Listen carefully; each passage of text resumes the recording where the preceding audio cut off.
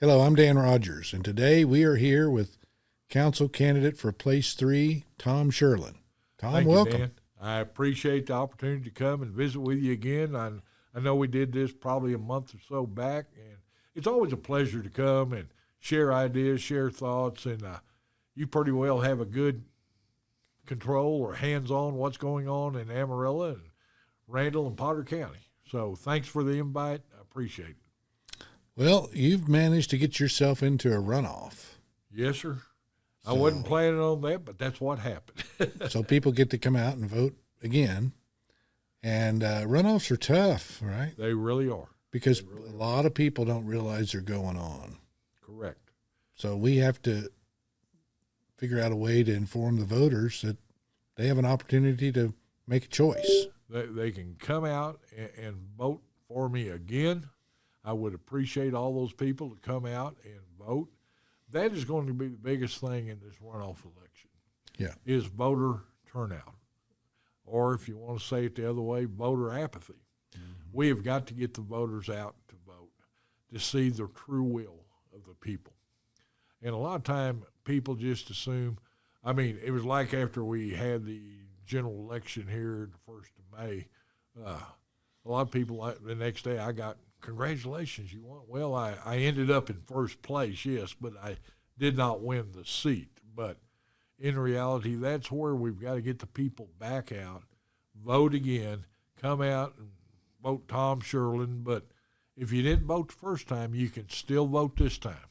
So come out, express your feelings, express your thoughts, and put a council member in there that's already working for you, have been working for you, and look forward to working for you the next 2 more years. Why do you think there's such low turnout? That's a question I've asked around for a lot of people. And I don't know. It's really hard to answer that question because I thought for this election we had quite a bit of things going on, quite a bit of people that were running, and I thought we'd have a very good turnout because there were quite a few issues that were brought forth that actually need to be handled. But the voters, I don't know what they didn't see in this election that didn't bring them out. Everybody needs to realize government starts in your city, then the county, the state, and then the federal government. So you can affect your government more today by going out and early voting than you can any other time because you're affecting life in your city, in your hometown, in your neighborhood. And that's what I want people to understand. You're affecting you. Yeah. And it's like myself, I really don't have an agenda. I work for the people. People basically dictate to me what they want. Is on any issue that comes up, I reach out to people. Mm-hmm. I want to know, what do you think? How do you think about it? What do you see the good? Do you see the good or do you see the bad? Please inform me of your thoughts. Because at the end of the day, I represent you and I represent a vote that you showed confidence in me. Mm-hmm. And at the same time, I got to realize that there's consequences to every vote I take. There's going to be people that like it, and there's going to be people that don't like it. And I've always said the people who liked me this week probably will not like me next week because that is how politics is. Well, I think a good representative doesn't worry about whether or not people like them. Correct. Their job is to represent the interest of all the voters, correct, the best that he can do. And that's going to make some people upset. Correct. But what I think has happened over time, I believe it happened with the electronic voting. That's why I'm so against it, because that basically neutered the parties. Because the party structure is codified into our state law. You have 2 parties, and they're responsible for running the primary elections. Yes, sir. To choose the party's nominees to run against each other in a race in the general election in the fall. Correct. Right? Well, when they went electronic, that made the precinct chairs, who were typically the judges, Democrat, Republican, and all of a sudden they weren't as relevant, right? And about that same time, they passed McCain-Feingold campaign finance, and so it became less about the party and more about the money. Correct. And then the money comes in, and it dumps in on a candidate that the big money people want, right? I call them the profiteers. Okay. And I figured this out because while the city council election's going on, I'm in Midland defeating a bond issue. And we've defeated that bond issue. But I looked around, and it just occurred to me, I see it clear as day what's going on. You see it in Amarillo. You see it in every community. I call them the profiteers. Correct. There's people that are pushed by certain interests to be on these boards, city council, school board, every board, appraisal district, you name it. And it's to protect the interests of the people that are making money off of the taxpayers. Correct. And that's wrong. Correct. I agree 100%. Well, we were up against all the powers that be in Midland, and big money. They had hundreds of thousands of dollars. I went down and did my thing, and we won. So I'm very, and we also won Odessa. I didn't do much there. Because I knew that one was going to fail.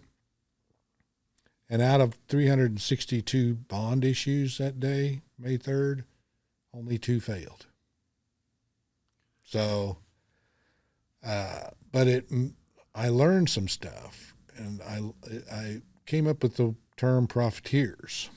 And I think if we start using that, and you'll see them every way you look, and they're there to push the interest of their friends who are making money off the taxpayer. And to me, that's the reason we need to get rid of electronic voting and get money out of politics. Because if you'll get back to hand-marked, self-authenticated, tangible ballots that can be verified, people will have confidence in their elected officials because they know they won. And the parties become relevant again. Correct. And big money will no longer be needed. The party should get their people elected, not big money. Now, in your case, you're running in a nonpartisan, what we call uniform elections. Correct. Municipal elections. Correct. Is what we call them colloquially, but they're actually uniform. And that's in your odd years. But I think, that if we could just get back to the basic system that worked for hundreds of years, that would in itself solve a lot of problems. Then you'll have people that, like you, who really are genuinely concerned about the interests of the voter. Correct. The way it is now, the big money can come in and flood a campaign and effectively buy the race. Okay. Right? Yep. And then that profiteer's there, and he's not there to represent the voter. He's there to represent who got him elected. Correct. So that's all I'm trying to do. Yeah, I understand. I mean, to be truthful, when I run, I run or ran. I first ran 4 years ago, got defeated in my first time running, and I gained 44% of the vote. I enjoyed it, good time. Next time I ran 2 years later, I was elected, enjoyed every minute of it. And the thing I enjoy is working for the people. Mm-hmm. I could care less about this or that. What I want to listen to is the people. What are your problems? What are your needs? What does the city need to do to help you? Mm-hmm. And that's where we're at, is listening to the citizens. And what you're talking about, that brings the citizens to the forefront, is exactly what it does. Yeah. What I'm thinking is if we could get the citizens to understand the power of their vote, correct, how important they are as voters to change the direction or to keep the direction, same direction city's going, I think more people would participate. I think that people would participate, but they've got to feel like their vote means something. they've got to feel comfortable knowing that it does mean something. And that was one thing that we've done as a council the last 2 years. We've taken down the ropes. We allow people to come and talk about anything they want to talk about at a council meeting. Before, you could only talk about items that were on the agenda. Yep. Now we may hear from A to Z during public comment. Public comment gets long sometimes. But at the end of the day, there's a lot of things that come from public comment that we carry back for discussion items in the next council meeting or the meeting after. Mm-hmm. We've got to hear the people. Mm-hmm. And unless you make it available to the people, that's why when I ran, I put my cell phone number out there. Anybody can call me 24/7. I answer the phone. I'm there. I mean, it's just like over Memorial Day. I get a call. There's a sewer problem in north side of Amarillo. Within 15 minutes, I had a crew dispatch going out checking on this sewer problem we had. That's what serving your constituents means. You don't sit down there and say, well, I'll get with you tomorrow at 8 o'clock when they get everything rolling. When you have a busted sewer line or water line, it needs attention now. Yep. And you've got to have a person that is willing to work 24/7 because that's what it takes to do the job. Mm-hmm. I'm luckily, I retired 6 years ago. And I thought I was going to spend this fabulous retirement. I was going to go to the mountains and fish and hunt and then come back to Amarillo when it got cold and all that. Well, that worked for about 3 months, and then I decided, well, I need to do something. Mm-hmm. And got into politics and have really actually enjoyed every minute of it. Now, is everything great, good? No.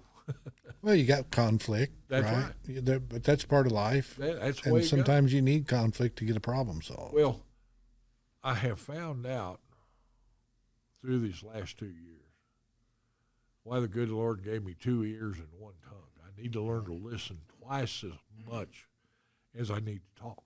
Yeah. And that has been a very good learning experience. You know, you go in and you've got all these bright ideas. I'm going to get this done, and I'm going to get that done, and I'm going to do this. It doesn't work that way. What you do, you go in and you find out, first of all, you got to learn the job. How do I get something done? How do I get it brought before the council? How can we get it passed? There's a lot of things to learn. And a lot of it's going to be who not to deal with. Correct. And that's the biggest part about it is learning the process. Yeah. And I think it's great that you can go out, and when people want to visit with you, people want to see you. It was just like yesterday. I had a lady call me, and it was out in Pleasant Valley. I go out in Pleasant Valley yesterday afternoon. I spend a couple of hours walking alleys, taking pictures, bringing back information to the city to show what we're talking about. Mm-hmm. But the citizen was taken care of. Mm-hmm. Their councilman was there. The councilman answered that phone. The councilman set an appointment to meet those people. That is the duty of an elected official. Yeah. And if you don't want to do that stuff, don't run. If you don't want to put the time in, don't run. The thing is, you're working for the people who voted for you. And the way I look at it, that person is very important. They come right, it's like a good cream, come right to the top. Mm-hmm. So these are the things that I think we need to instill in elected officials is you're elected to serve. You're not elected to rule. You're elected to serve. That means I'm elected to work harder than you are because I'm serving you. And, you know, a lot of people when they run, they say they run for a reason, well, they want the prestige or they want everybody to know who they are. I mean, I'm not one of these kind of guys. If you ever notice when it comes to the end of a council meeting, I try to get away from the press as much as I can because you get yourself in trouble when they ask those split-second questions. Yeah. But at the end of the day, I would rather go meet with people in the audience. So that's what's important. Well, the problem with the press, you can have an hour-long interview with them like we are. Like, we don't edit anything. We just put it out there. Correct.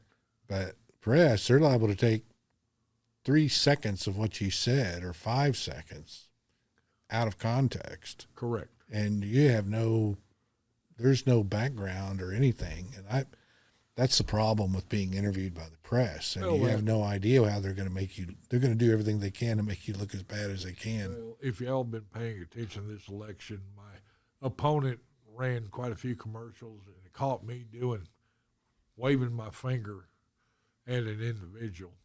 And it made it look like, and they catch me in a deal, and I'm saying, well, I don't work for you, you work for me. Well, they sort of twisted that a little bit, made it look like I was talking to citizens like that, which is totally not right. Yeah. Who I was talking to was the chairman of the AEDC board at the time, and why I was wagging my finger is I'd been asking questions about the AEDC spending of money for the range. Yeah. And I could not get an answer. I asked upteen questions. That board is supposed to report back to the city council. Mm-hmm. Well, by that time I was getting flustered. I put my finger out there, and that's why I said, I don't work for you, you work for me. You're supposed to be answering these questions so that the taxpayers of Amarillo know what happened. Right. Yeah. And to this day, I still don't have answers to those questions. But, that's where you're looking at. But yet the people that you were pointing the finger at are the one that are effectively running the commercials saying the opposite. You got that. Yeah. They're the ones that twisted and turned the commercial to suit their 10-second. I think a lot of people about that range and EDC, when I hear people say, they seem upset that they don't think they're ever going to be held accountable. That's the biggest thing. Now, I will say it's still in the process. We haven't backed off our side at all. We are still doing everything we can to pursue. I mean, I asked the day I was taken to the hospital in the ambulance, was at a city council meeting, and I was there at that city council meeting, feeling awful. I was there at that city council meeting for one reason only, and it was to ask one question. And I asked it at the end of 2.5 hours sitting there. I want our money back. That's taxpayer money. And that's where I really get rubbed raw, is that's not AEDC money. That's not the city of Amarillo's money. It's the taxpayers. And we have got to be upfront with every taxpayer. In fact, we talked about this Tuesday. We're going to be putting on, you'll probably hear this in another council or two meeting.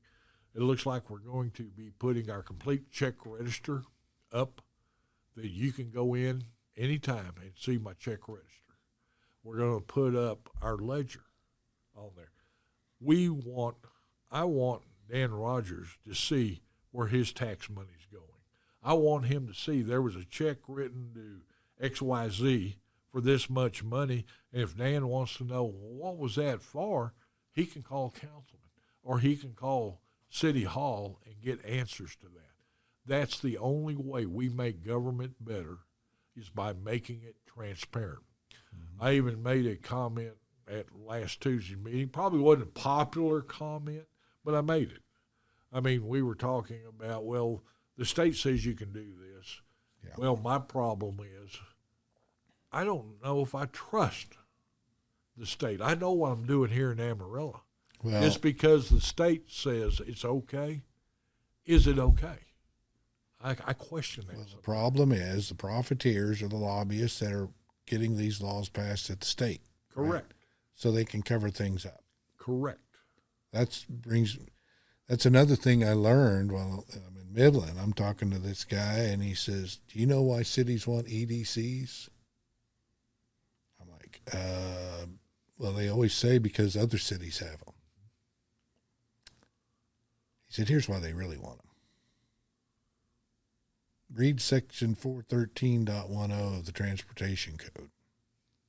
Okay. If a city has an EDC, effectively, they don't have to take competitive bids." Okay. Now, there's some nuances, but you also have to have a TIRZ zone, and so then you see all these things popping up, and I'm like, I get it. That's the profiteers. Yeah. A lot of people I talk to think, why do we need an EDC? Correct.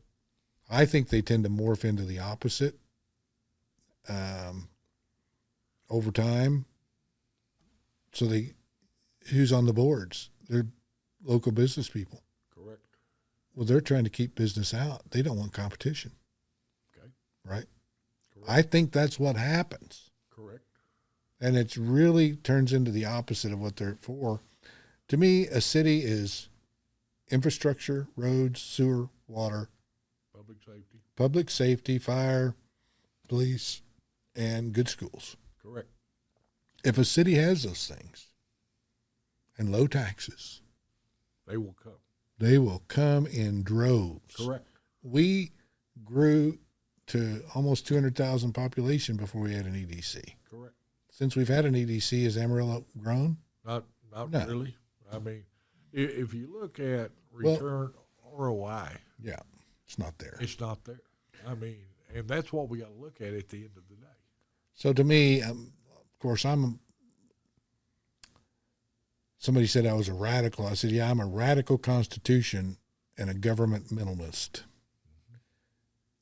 You starve. The only way you can make government smaller is by starving it.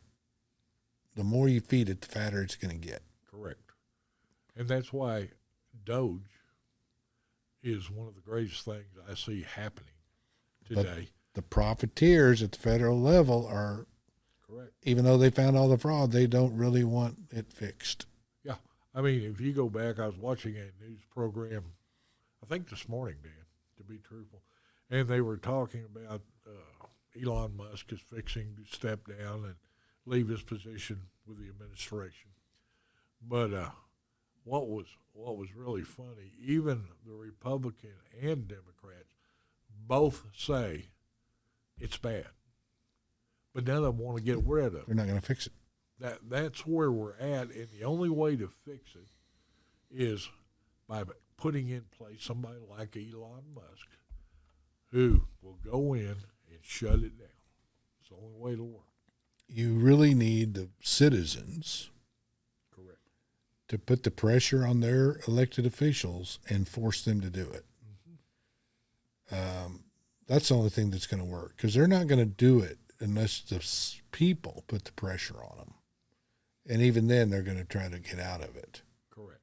That's why I want hand-marked ballots, because then we can replace those people if they don't do what the people want. Correct. Then it's up to the people. Yep. It's not up to me. It's not up to big money people. It's not up to the parties. It should be up to the people. Correct.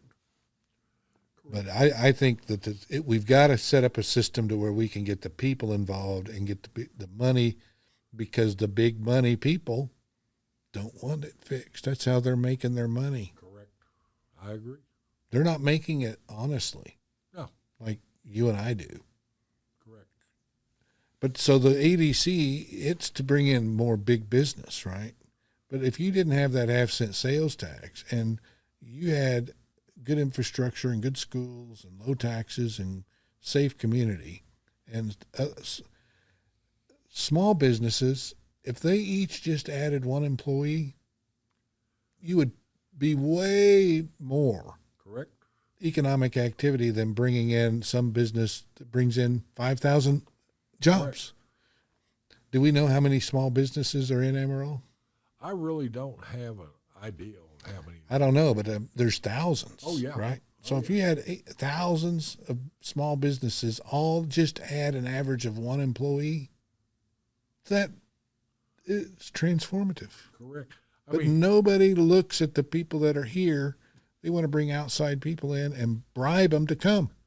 I mean, if you really want to get down to it, I kicked this idea around during this discussion between AEDC and the range and all of this.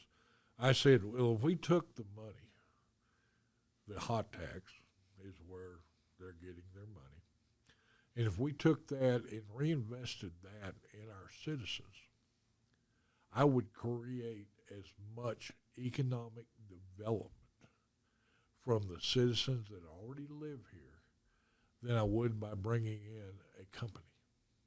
I mean, if you look at that and put that same investment that we're doing for XYZ company and give it back to the taxpayers, people would be out buying houses, cars, refrigerators. I mean, you look at everything.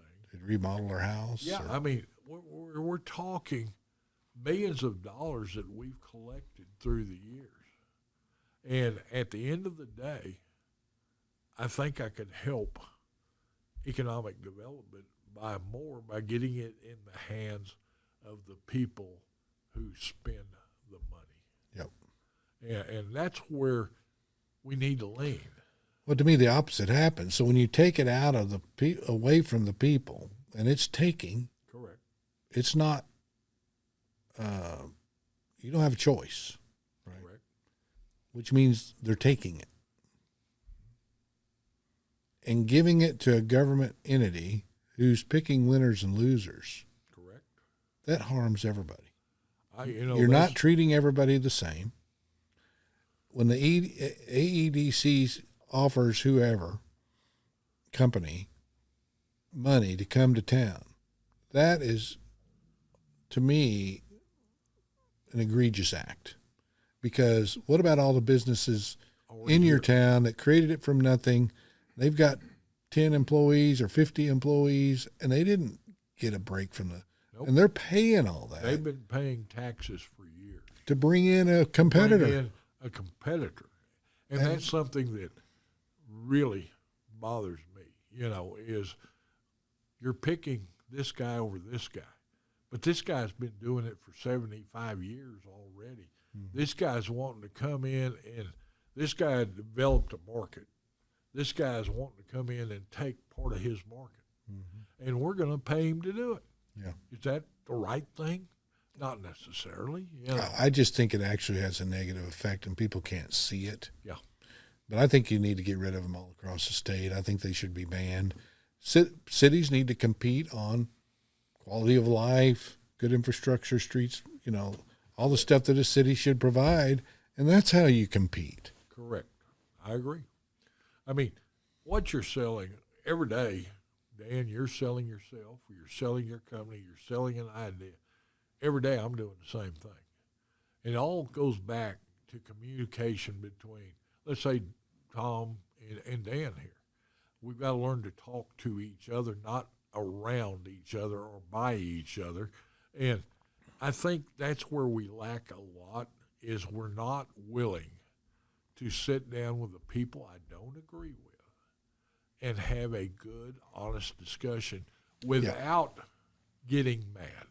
Well, I think the problem is, part of it may be, I'm going to bring it all back down to electronic voting. Yeah. Is the real problem. But then all the digital stuff that people have, social media and all that. So people aren't used to talking to one another anymore, right? In person. To me, social media, I don't participate in it at all. I think it's designed to divide. That's certainly the effect.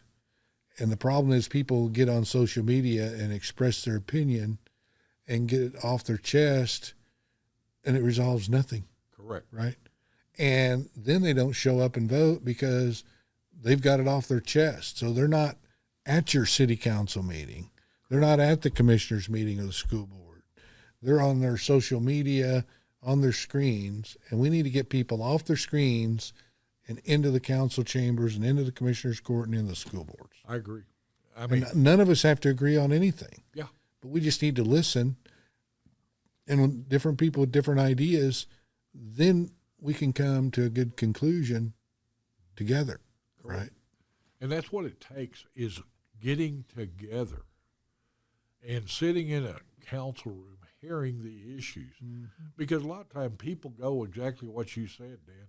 People will read something on social media. Well, 40% of it's accurate, 60% is what somebody thinks. In reality, the only way you're ever going to get the truth is to sit down there and hear it come from the horse's mouth itself. Mm-hmm. So, when you don't go to a city council meeting or a school board meeting, and then you're reading on Facebook the next day that somebody else's opinion is what it is. Mm-hmm. So, at the end of the day, you're accountable for you. You got to account, did I know the issues of that? Do I really understand what's going on? I mean, like right now, our wastewater plant's a big issue, but do I understand the issue?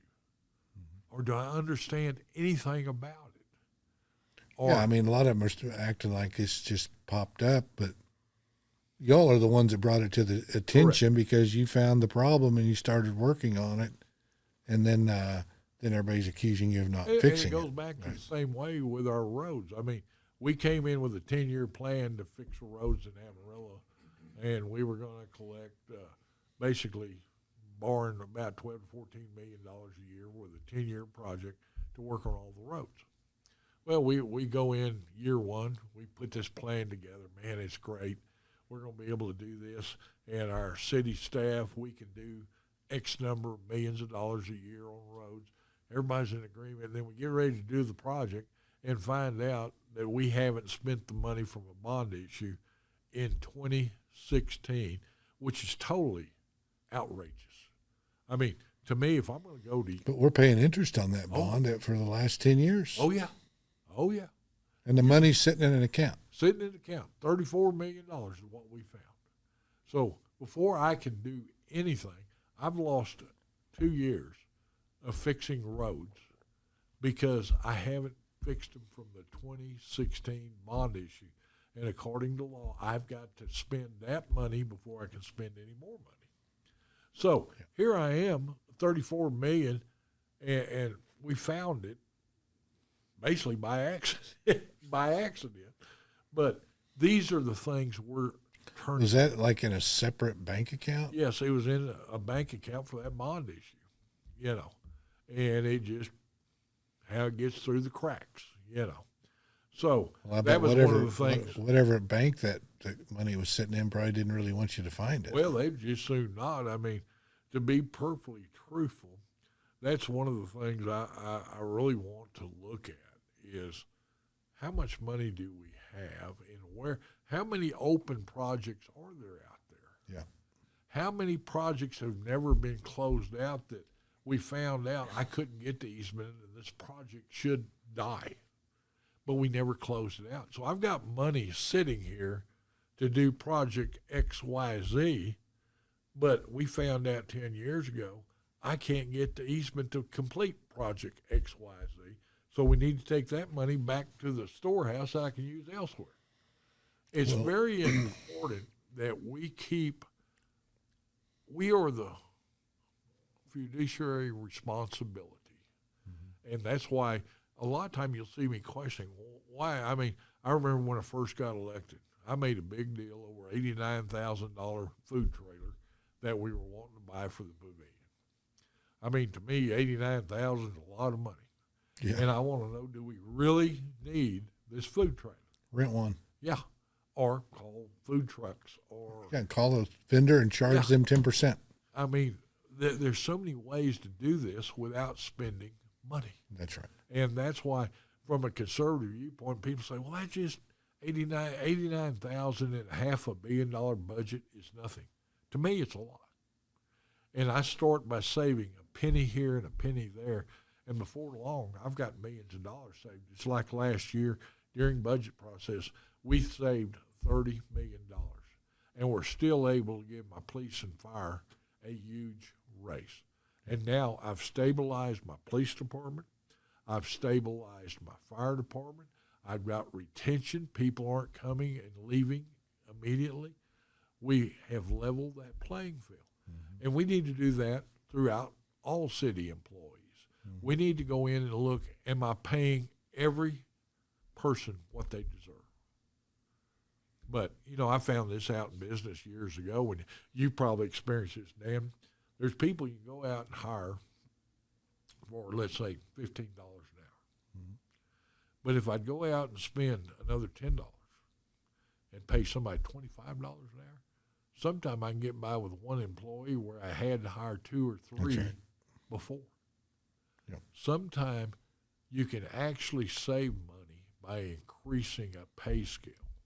Yeah, you want the fewest well-paid employees you can have. Correct. That's right. You don't want a lot of people who aren't competent. You don't want people who come to, no matter how much you pay them. Yeah. They're not worth it. They come to collect a check. Yeah. I want somebody coming to lead a charge. Right.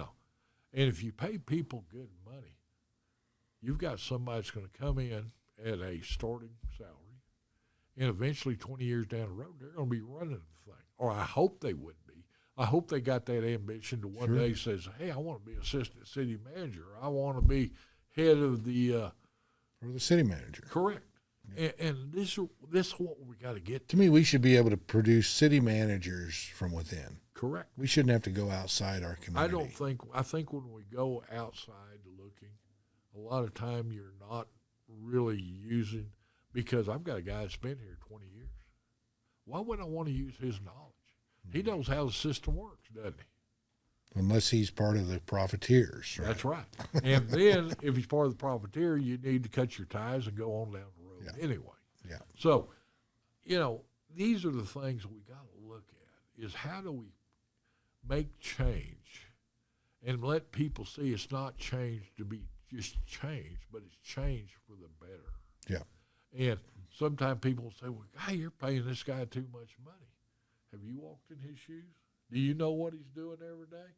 I know I call my city manager sometime 2 o'clock in the morning or 3 o'clock. That's why he gets those big bucks, because he's having to deal with a chlorine spill, or we're having to send hazmat somewhere. Yeah. I mean, chlorine, that is some bad stuff, man. You don't want a chlorine spill. That's right. And we've had a couple of spills at one of our cheese factories, and these are the things we need to work on, So I think you and I think the same way. We're looking at this from a different viewpoint than most people look at government. But I think that we need to get back to the government 250 years ago. Well, I think you're right. Created for the people and by the people.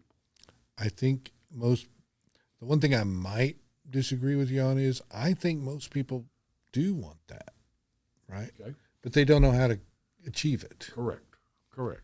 And my point is they can achieve it. They just have to show up. Correct. That's it. And that's that. If you had 4 or 5 citizens that don't typically go to the city council meetings, just start going and listen. Correct. You'll know within 2 or 3 meetings, you'll have more knowledge than most of the people that work at the city. Correct. And if you'll go to your county commissioner, same thing. School board, you don't have to know anything. I think a lot of people think, well, I wouldn't know what to say. Well, you don't have to say anything. Yeah. Listen, absorb, and then talk to your neighbors. Try to get them to go. And if we could just get a few people showing up at the city council that don't have a problem, that want to understand how the system works, we transform everything. Correct.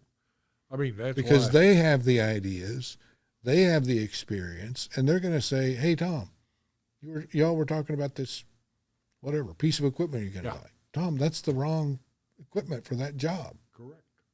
Here's why. Your city employees are off track here. Correct. And that's why it works.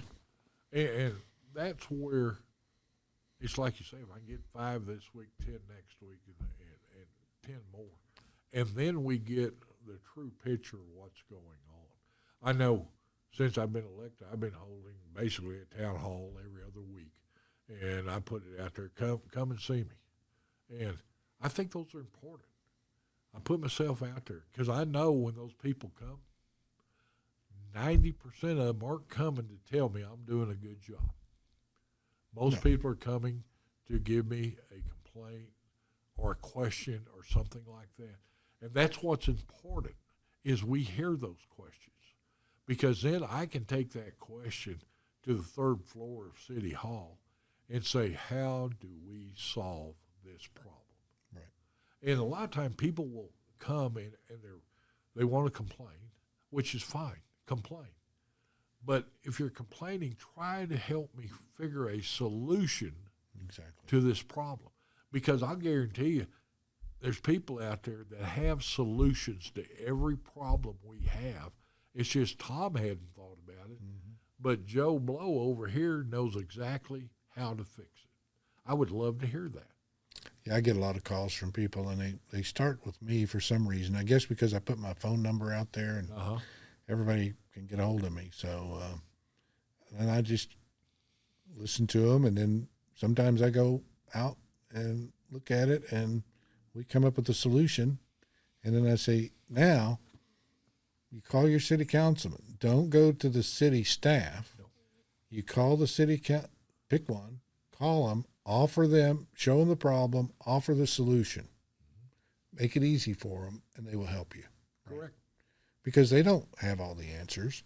But I think what I've noticed is that this isn't taught anywhere, I guess, but people don't know the process, right? They think that if they have a problem, they call the city staff.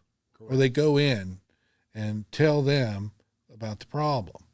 But they're not set up to solve it because they can't make any decisions. Correct. They do what they're told. And that's the role of the city councilman. Correct. Right? And people need to understand, if you have an issue, you start with your city councilman. He may have had this issue before, and then he will take it to the city manager and figure out the solution, maybe bring you in as the citizen and explain the problem if you don't have the solution. But try to have a solution, and they will implement and tell the city employees to go fix it. Correct. Right? That's how it should work, because you represent the voter. The city manager runs the city, and the employees do what they're told by the city manager. You got it. That's exactly how it happened. But nobody does that. They all go to the city and start chewing on a employee, correct. And they're like, but they're nice. They want to listen to them, and if they tell them, you need to call your city councilman, then they think they're being rude to them or something. Yeah. There again, a lot of time, the person they're talking to on that phone isn't the person that's going to make a decision. That's right. You got to talk to the people that can make the decision. You got to talk to the people in charge. That's right. And the best way to do that is exactly what you said. Call your city councilman. Yeah. Let them, because I'll guarantee you, I'll get you to the top of the list quicker than you get yourself there. Yeah. And that's the thing people don't understand is we can get it fixed, and we want to fix it, but we've got to understand the problem. A lot of time when I get a call, it's after somebody has called the city 5 or 6 times. Well, they haven't done anything. Well, by the time I get this person, they are really, really mad. Yeah. And I've got to go through that first before I can actually make a solution. Whereas if we'd started calling your councilman, you would have had this fixed by your first phone call, and we wouldn't be having this discussion today. Yeah, but I mean, y'all aren't aware of the problem. No. So if you're not aware of it, I mean, we have it. I'm sure every business has the same thing. We'll have a problem with some tenant or something. Well, they'll scream at the receptionist. Mm-hmm. But if I walk out there and pick up the phone, they're just as nice as they can be. Oh, yeah. It makes all the difference in the world. Because they know I can terminate their lease and throw them out. That's right. That's right. You've got the answer. Right. So.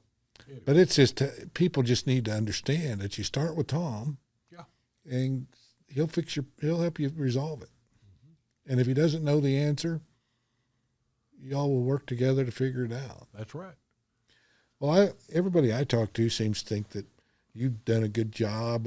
Why do you think you've had an opponent? Why? I'm going to be totally honest here. We started finding things at the city. And we uncovered, for instance, money with the AEDC and the range. And that got a buzzsaw going in certain groups because they don't want their sandbox played. So that would be the profiteers I was talking about. I think in Midland. You hit the nail on the head. The profiteers. So if you really want to look at what's happening in this election, there were a couple of individuals that were picked that they came after, and I happen to be one of those individuals because old Tom's out there. He's going to ask the questions, and I'm going to be like a bulldog. I want answers. You're not going to cower and bow down. I'm not going to cower run and down, hide. and I'm not going to give up. I'm going to get you an answer. And there are certain, as you want to use the word, profiteers in town. Well, I think that word encapsulates it, and I think people can see it. I just think that's a good word. I mean, to be perfectly truthful, I think I've done an excellent job. I've probably served the citizens and the constituents better than most people have. But then I crossed a line that people didn't like. But it wasn't because they didn't like what I was doing. I was getting in the way of what they wanted. And so then you become a target. And they come after you. Yeah. And they come after you hard. They come after you heavy. If you look at the money that's been spent in this election cycle, it's absolutely ridiculous. Yeah, The money that's been spent. It's stupid. I mean, I would rather spend that same money taking care of people instead of trying to get one side elected over another side. And what we've got is a power struggle going on here in town. 2 years ago, we took out the old and replaced it with new. Okay? Well, the old doesn't like being replaced with new. Right. Because they lost their power, their prestige, and maybe a little money here and there. I don't know. But at the end of the day, I do know we have a council today that's working for the people of Amarillo. And the people that are running against me, I don't know if they want to run for the people of Amarillo. They're running for some reason, and they're spending an awful lot of money for some reason. And the only reason you spend that kind of money is you're expecting something in return. Now, old Tom here, Tom's Tom. I ain't got nothing. I told everybody when I ran 2 years ago, you can look at my bank account 2 years ago and look at it today, and it's gone down. Mine has not gone up any direction at all. It's done nothing but go down. And the reason why? I'm serving the people. I pay for my own gas. I take my own time. I go out and work for the people. And it makes me wonder when these people want to come in and grab hold, what's your real reason behind it? I mean, I'm giving you 2 years that you can go back and see what I've done. Go check it out. Oh, have I made mistakes? Yeah. We all make mistakes. Yeah, and there's one issue. Yeah. People out there, and if you don't go along with them on one issue, they're mad and they're not going to vote, which I think is wrong. You have to vote, even though you disagree with somebody on a particular issue. That doesn't mean that you can't work with them and maybe convince that person that they need to come to your way of thinking. But you're not going to get that done if you kick them out and get somebody else in there that you definitely won't be able to convince. I mean, I agree wholly. So, Well, it's so everybody knows, we invited your opponent today, and we didn't get any response. Okay. Right? So we were going to see if y'all wanted to have a debate, but your opponent won't respond to us. Well, that's the thing. When somebody doesn't want to respond or doesn't want to talk or get out in front of the people, there's a reason for that. Yeah. And just because you're opponents doesn't mean you can't get along and engage with one another. It's a race. I shake the man's hand. I say hi every time I see him. You know, I'm not going to. It's one thing I learned being on city council. We may have a vote one day. Well, it's just like Tuesday. We had a vote. It was a 3-2 vote. I was on the losing side. I was one of the two, but I was on the losing side. At the end of that vote, me and the other 4 guys, that's what we decided. I will be behind that issue because according to the way we do business, even though I lost, I'm not going to carry my feelings forward. I'm going to work to get this thing accomplished. Yeah. And that's what we got to do. Yeah, if it's 3-2, the 3-1, and that I mean, that's what I do in my committee, that whatever my executive committee chooses to do, I just run the meetings. Whatever they tell me to do, that's what I do. Yep. That's the way it's supposed to be. Here again, you may not agree with it, but you got to do it. Yeah. Because that's what the vote means. That's what I say. My executive committee did this. I'm just a spokesman and run the meeting. Correct. That's my role. Correct. Unless it was a tie, then I get to break it. I've only had to do that once. Yep. But we've had a really good, we have a really good executive committee with really good people on it, and we have better discussions in that than they do at any of these other government meetings. It blows my mind. Correct. Of their capacity and how they think. Well, I do know from personal experience because I worked with a lot of your precinct chairmen and stuff. They are fantastic. They're out looking out for the community. They're working for the people. They're trying to get good conservatives elected, and that's what we need. That's their job. That's it, And to carry anything further than that, you really don't need to. And a lot of times we can end up hurting our own selves by not agreeing, and that's where a lot of time with Republicans, and you've known this, we'll have 5 Republicans holding up a whole thing. And sometimes they're right, but sometimes they're wrong. And we've got to learn. We can't look at the one issue. Right. We've got to look at the totality. Yeah, I've had a few over the few years, precinct chairs, and they are so one issue oriented, and they're so mad if things don't go their way. I'm like, you need to go away. Yeah. So you need to let somebody wants to come in and do the job and not get all balled up on one issue. You can't be that way. Correct. You can't take things personal. Not everybody's going to always agree with you. And you may be 100% right. And I agree. I may agree with you 100%. But if the other people don't, you've got to work to convince them over time that you're right. And you have to pull them over into your way of thinking. You can't push them. Correct. Same way with voters. You can't push voters. You can include them and invite them, and that's what I try to do to get them to be involved. But you can't go beat them with a whip. Correct. Correct. I can't make you believe the way I believe. No. But I can tell you why I believe that way. Right. And I'm willing to listen to you, and let's debate the issue. And I'm going to say debate, I don't mean to argue. Right. I mean be respectful, sit down, talk, and listen, and get it done. Yeah.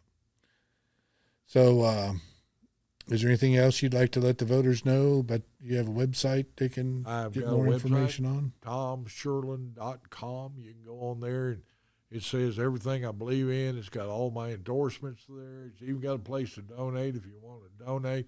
But the main thing is it tells you what I want to do. It tells you the things that are important to me. And that's what I want people to understand. There's nothing important to Tom. What's important to me is that Amarillo grows and we become a great place to live, and we have a quality of life that everybody wants to live in. Yeah. I don't think that's unique. I think most people, Democrat, Republican, doesn't matter which party you want to belong to, we all want the same thing. Correct. But yet we'll fight over the littlest thing. Well, there's nothing wrong with some of that sometimes, you yeah. know, but people just need to understand they need to work together, explain their positions, and let the chips fall where they may. Correct. I agree with you 100%, Dan. All right, Tom. Well, good luck out there on the campaign trail, and we will see you on, what is it, June the 7th? June the 7th. Hopefully we'll be victorious. That'll be election day. That's election day. And when is early voting? Do you know? Okay, we got early voting through this Friday from 8 to 5. Then next Monday and Tuesday, 7 to 7. And then we'll have election day, Saturday the 7th. So basically the same setup as it was last time. Correct. Yeah. And you've been endorsed by the Amarillo police officers? I've been endorsed by the police officers, the firemen, different Randall County commissioners, Potter County commissioners. I've been endorsed by Ronnie Jackson, endorsed by Mayor Cole Stanley, ex-city councilman Josh Kraft. I'm trying to think of all of them right now. The Potter County GOP. I got a endorsement from Randall County GOP, Kelly Giles, and so I've had quite a few endorsements out there. I feel like we're doing real good. I've got a good team put together. They're out working today because it's early voting. They're out working. So you're primarily opposed by the profiteers. You got that right. Correct. So you've basically been endorsed by all the people that want to represent the people, and the people that are the profiteers don't like you very much. Correct. That is, I'd say you hit the nail right on the head. And I think you used a 10-pound sledge to hit that nail with. Well, I think it explains things pretty well for the people. I think they get it. Yep. I believe now we just have to have the people show up and vote because they have the power. That's right. They have the right. It's all up to them. Correct. Right? Individually, as a voter, if you don't vote, you're voting for the profiteers. Basically, the way I look at this, I started probably 25 to 30% down before the election even goes, because that's what they've got in their hip pocket, voters, you know. Yeah. And it may be a little bit more than that, but I've got to overcome that before I can get elected. Yeah. So. Well, the people have to show up. So basically, it's the people versus the profiteers. Yes, sir. Come out and vote, please. Let's get somebody who wants to represent the people. Yes, sir. If you want that, you have a choice. That's right. All right, Tom. Good luck. Thank you, Dan. Appreciate you. Have a good one. You too.